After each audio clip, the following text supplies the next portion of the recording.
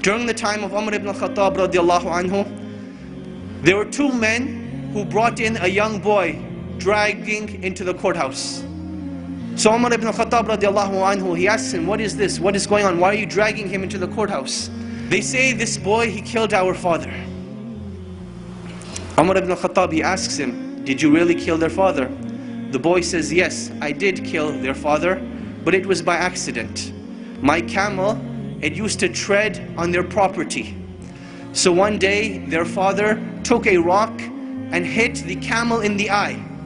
And I saw the camel suffering, and it made me furious and aggravated. So I took a rock and I threw it at the father. It hit him in the head and he died.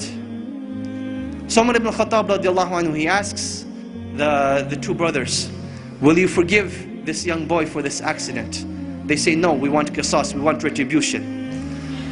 So Umar ibn al-Khattab radiallahu anhu, he asks the young boy, do you have any last words, any last wishes, any last requests? And the young boy says, yes. My father passed away and I have a younger brother. And my father left some money behind for my younger brother. I would like 3 days to go and retrieve this wealth from a hidden place so that I can make sure my brother gets it when I die and pass away.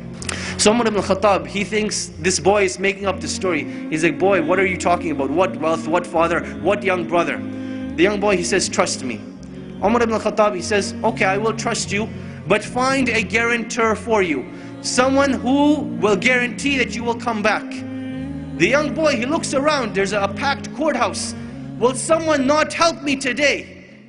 And everyone, as the boy's looking around, they turn their face away, they turn their faces down. No one wants to help this boy. Then from the back of the courthouse, a hand raises up. Whose hand is it? Abu Dhar al-Ghifari radiallahu anhu, the noble and illustrious companion who gave da'wah to so many of the tribes. He says, I will be the guarantor of this boy. Now understand what it means to be the guarantor. Meaning that if this boy does not come back, it is the head of Abu Dhar al-Ghifari radiallahu anhu that will be chopped off, that he will be killed. Abu Dhar al-Ghifari, he says, I will be the guarantor. So the boy goes away. The first day goes by, the boy is nowhere to be seen. The second day goes by, the boy is still nowhere to be seen. Asr time comes on the third day. The two brothers go to Abu Dhar al-Ghifari radiallahu anhu, and they say, come with us to the courthouse. It is time. Abu Dhar al-Ghifari radiallahu anhu says, I will come to the courthouse, but the day does not end until Maghrib. So now Abu Dhar al-Ghifari is walking through Medina with these two brothers. They're going to the courthouse. And the people of Medina are following behind them, all getting to the courthouse to see what is going to happen. It is now the talk of the town. You can imagine, minutes are going by, the courthouse is filling up, the anxiety is building up.